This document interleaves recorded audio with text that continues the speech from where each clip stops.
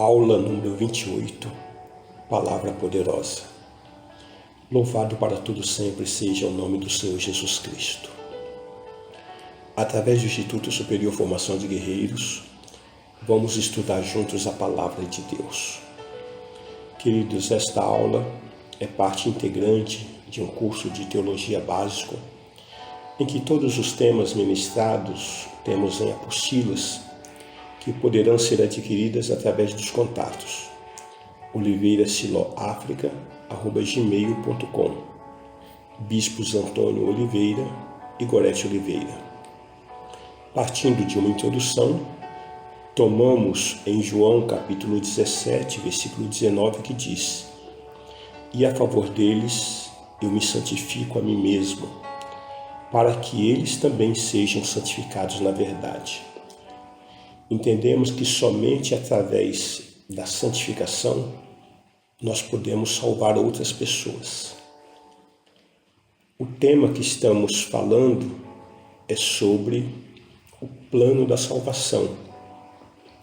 E dentro de uma abordagem, estamos comentando sobre a conversão e vida com Jesus Cristo.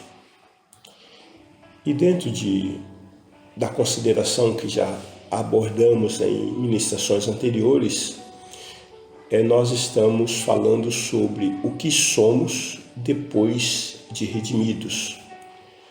Nós já vimos que depois de redimidos, nós somos utensílios de prata e de ouro, somos instrumentos de honra, somos herdeiros, somos filhos da luz, somos filhos amados, somos escolhidos, somos cristãos, somos crentes, somos árvores de justiça, somos embaixadores de Deus, somos moradas do Espírito Santo, somos filhos de Deus. E a partir desse ponto, nós vamos dar continuidade também dizendo que somos irmãos amados. O que está registrado em 1 Coríntios capítulo 15, versículo 58, que diz: "Portanto, meus amados irmãos, sede firmes, inabaláveis e sempre abundantes na obra do Senhor, sabendo que no Senhor o vosso trabalho não é vão." Veja aqui que Paulo, o apóstolo, está escrevendo pelo Espírito, dizendo que nós somos irmãos amados e que, portanto, devemos estar sempre firmes, inabaláveis e sempre abundantes na obra do Senhor. Ou seja, a nossa vida não pode se resumir em ir ao culto, como nós costumamos dizer, uma vez por semana, 2, 3 vezes por semana, como se cumprisse ali um protocolo diante do nosso Deus. Mas nós devemos sim nos envolver de forma abundante, de forma a mergulharmos na obra do Senhor, sabendo que aquilo que nós fazemos para o Senhor nos recompensa e nos recompensa de forma muito generosa. Basta dizer que você que está nos ouvindo, não lhe falta saúde, não lhe falta oportunidades, não lhe falta integridade, não lhe falta uma família, não lhe falta alimento, não lhe falta vestuário, roupa, não lhe falta transporte, não lhe falta uma vida de sustentabilidade pela graça de Deus. Portanto, Deus tem sido muito generoso para conosco, a ponto de declararmos que nós temos muito mais do que nós necessitamos e muito mais do que aquilo que nós precisamos.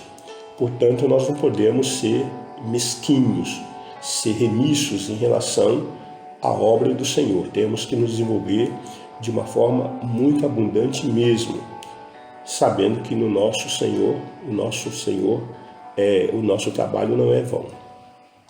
Também a Bíblia nos dá conta que nós somos irmãos espirituais.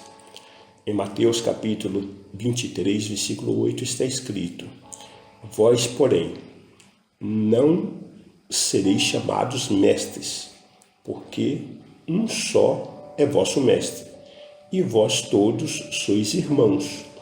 Então nós todos somos irmãos espirituais, somos irmãos em Cristo. A Bíblia também diz que nós somos justos.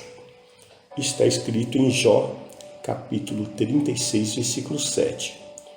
Dos justos não tira os olhos, antes com os reis no trono os assenta para sempre e são exaltados. Muito nos admira, às vezes nós percebemos pessoas dentro do reino de Deus, dentro da igreja, dizendo, não, nós não somos justos, justo é só um, é Jesus Cristo, nós somos justificados. Não há como você ser justificados pelo sangue de Jesus se você não for justo. Então, justo é aquele que pratica atos de justiça. E justiça significa aquilo que é reto, aquilo que é correto. Se você que foi chamado por Deus para andar na luz, não praticar ato de justiça e não for correto, então você não está dentro do plano e dentro do propósito de Deus. O que precisa é tomar posse da palavra que Deus diz que nós somos justos, somos sim. Porque nós praticamos atos de justiça, porque nós somos chamados para andarmos em integridade, para andarmos em santidade. O próprio Senhor nosso Deus diz, sede santos porque eu sou santo. O Senhor é santo e Ele exige santidade de toda a sua criação. Agora, vamos parar com essa história de autocomiseração. Não porque eu sou pecador, não porque eu sou injusto, não porque eu sou pó. Irmãos, Deus nos vê como reis, Deus nos vê como sacerdote. Quem implementa isso na nossa mente e quer que nós chegamos a esse ponto é Satanás. O diabo que quer dizer que você não é nada, que você não é ninguém. Diante da presença do nosso Deus, nós não somos absolutamente nada. Mas com o Espírito Santo em nós, nós podemos todas as coisas. Nós somos grandes, somos gigantes, somos justos, somos santos. É só se apropriar da palavra de Deus. A palavra de Deus também diz que nós somos luzes. Está escrito em Mateus capítulo 5, versículo 14. Vós sois a luz do mundo. Não se pode esconder a cidade edificada sobre o monte.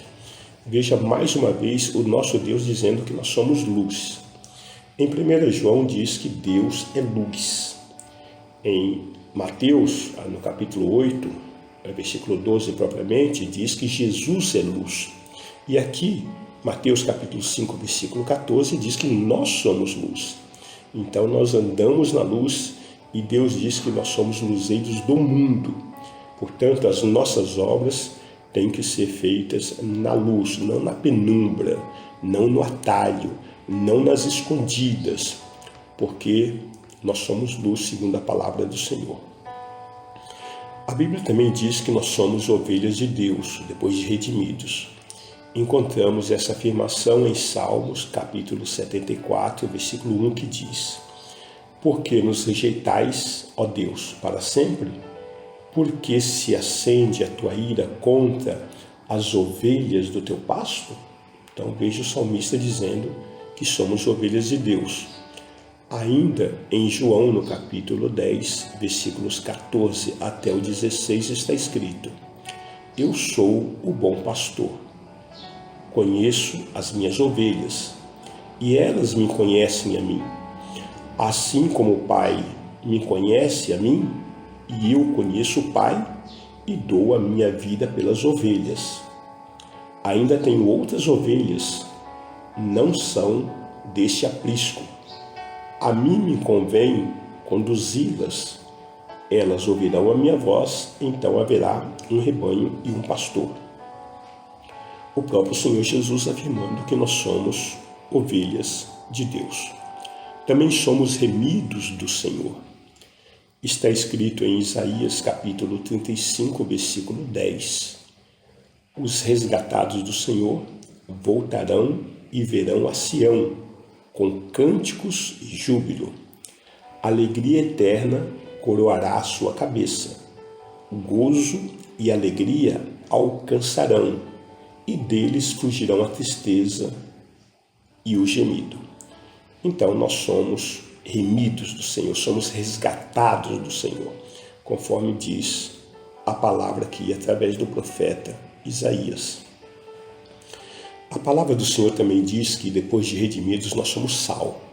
Está registrado em Mateus capítulo 5, versículo 13. Vós sois o sal da terra. Ora, Se o sal vier a ser insípido, como lhe restaurar o sabor? Para nada mais presta senão para lançado fora, ser pisado pelos homens. Nós sabemos que o sal, evidentemente, serve para salgar. E salgar significa dar gosto. Salgar significa temperar. Salgar significa conservar, significa preservar. Salgar significa curar. Então, dentro de todas essas funções que o sal nos mostra, e várias outras, evidentemente, o Senhor está dizendo que nós somos sal, ou seja, nós estamos nesse tempo, nesse século aqui, para trazer gosto para a vida, trazer gosto, para trazer tempero, para trazer cura, para conservar a vida, para trazer uma condição de uma vida abundante, uma vida saborosa, uma vida de alegria para a vida das pessoas. Então o Senhor Jesus diz que nós somos sal, estamos aqui como instrumento de cura, como instrumento de preservação do planeta. Portanto, amados, tome posse de mais essa condição. A palavra de Deus também diz, depois de redimidos, nós somos vasos de misericórdia. Está registrado em Romanos capítulo 9, versículo 23. A fim de que também desse a conhecer as riquezas da sua glória em vasos de misericórdia, para que para a glória preparou de antemão. Então, a glória do Senhor, ela se manifesta através da sua riqueza em vasos de misericórdia. Nós somos vasos alcançados pela misericórdia de Deus e usados para a glória do Senhor. Quando nós falamos em vaso, nós estamos evidentemente falando de um utensílio que é frágil, né? A grande maioria dos vasos, eles são frágeis. Então é isso que o Senhor diz, nós somos utensílios frágeis, vasos de misericórdia. Em outro texto diz que nós somos vaso de barro. Jeremias, por exemplo, capítulo 18, fala sobre isso, em que o Senhor nos chama e deposita em nós, nos enche com a sua misericórdia, com a sua graça.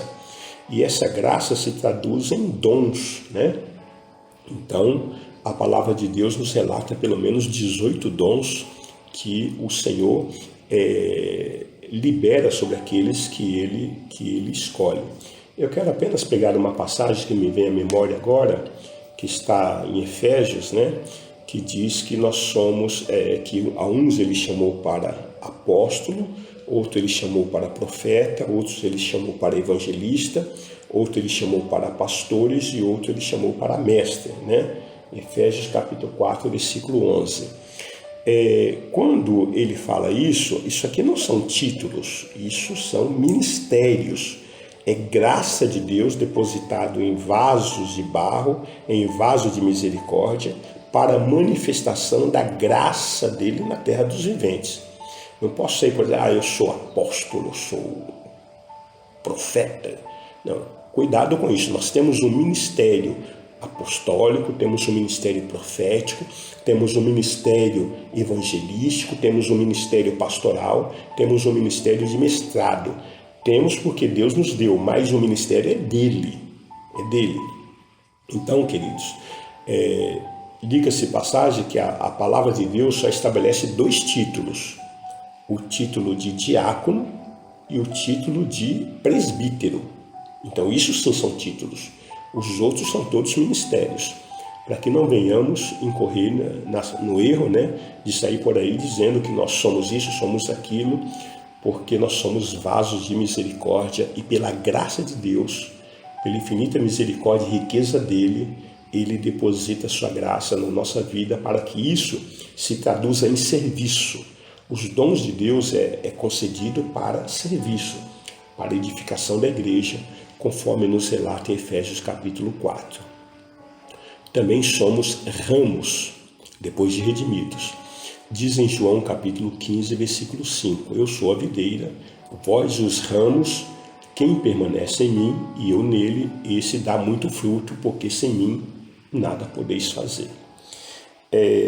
Nós vemos a palavra em Mateus capítulo 24, lá para o versículo 32, que diz que nós devemos olhar para a figueira. Quando diz nós devemos olhar para a figueira, Israel está tipificada pela figueira. A figueira tipifica Israel. Nós, a igreja, somos os ramos da videira. Então veja que nesse capítulo 15 de João, versículo 5, diz que Jesus é a videira e nós somos os ramos da videira. E o Pai é o agricultor. Então, com isso, nós queremos encerrar, evidentemente, essa meditação do que nós somos depois de redimidos. E agora nós queremos falar um pouco como que nós devemos andar depois de redimidos. A Bíblia nos mostra que nós devemos andar em santidade. No profeta Isaías, no capítulo 35, versículos 8 e 9, está escrito: "E ali haverá bom caminho, caminho que se chamará o caminho santo. O imundo não passará por ele, pois será somente para o seu povo. Quem quer que por ele caminhe, não errará, nem mesmo louco. Ali não haverá leão, animal feroz não passará por ele, nem se achará nele, mas os remidos andarão por ele." Então veja que o Senhor está dizendo que é caminho santo. Aqui no versículo 8, Isaías 35, versículo 8, está dizendo que o Senhor nos chama para caminhar em caminho santo. E no final aí do versículo 9 diz: "Os remidos andarão por ele." Então, depois de redimido, nós devemos andar em santidade, não andar em pecado. O pecado não pode ser normal, não é normal na nossa vida. Aliás, se não é normal, é anormal, está fora da normalidade na vida do cristão. Nós não podemos pecar e achar que isso é normal, porque somos pecadores, isso é fraqueza. Absolutamente não. Em Romanos, no capítulo 6, versículo 10 e 11, diz que nós não estamos mais presos no pecado. Não somos mais escravos do pecado. Portanto, nós temos que tomar uma posição de santidade para caminharmos na presença do Senhor em santidade. Também, em 1 aos Tessalonicenses, capítulo 4, versículo 3, está escrito: "Pois esta é a vontade de Deus, a vossa santificação, que vos abstenhais da prostituição." Queridos, em última análise, nós entendemos que todo pecado se torna uma prostituição. Por que prostituição? Porque nós estamos traindo o nosso Deus. E aquele que trai se torna prostituto ou prostituta. Então, nós não podemos admitir a condição de pecado na nossa vida. Porque diz nesse texto que a vontade do nosso Deus é a nossa santificação. O que é santificação? É estar separado. É ter o mesmo gênero do nosso Deus. O nosso Deus é santo. Veja que a Bíblia diz que Ele é misericordioso, Deus é fiel, Deus é justo. De todas essas qualidades de Deus, a que Ele mais preza em si mesmo é a sua santidade. Tanto é que Ele criou serafins que estão diante do perímetro do trono e a todo tempo eles estão clamando uns para os outros: Santo, Santo, Santo. Veja que os serafins não estão clamando justo, justo, justo, fiel, fiel, fiel, misericordioso, misericordioso, misericordioso.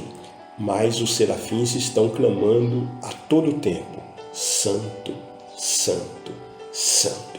Porque esta é a natureza do nosso Deus, a santidade. Esta é a qualidade que Ele mais preza em si mesmo. Por isso que nós afirmamos que Deus é santo, exige santificação de toda a sua criação, de maneira que sem santificação ninguém mesmo verá o Senhor, conforme nos relata na carta aos Hebreus. Portanto, queridos, o único instrumento que nos santifica é a palavra de Deus. Conforme Jesus estava orando no Getsemane, em João capítulo 17, ele diz: santificai-vos na tua palavra, porque a tua palavra é a verdade. Se você não atenta para a palavra de Deus, se você não estuda a palavra de Deus e não coloca essa palavra em prática na sua vida, então você não tem como se santificar, porque a vontade de Deus é a nossa santificação. Por aqui nós paramos nessa aula e nós queremos orar. Senhor, em nome de Jesus, nós te louvamos, porque a tua palavra é o instrumento da santificação que vem na nossa vida, nós aceitamos e a tua palavra, que é a tua própria vida em nós, nos torna santos, nos torna separados de Deus. E assim nós liberamos essa palavra de bênção sobre todos que estão nos ouvindo e assim os abençoamos em nome de Jesus Cristo. Amém.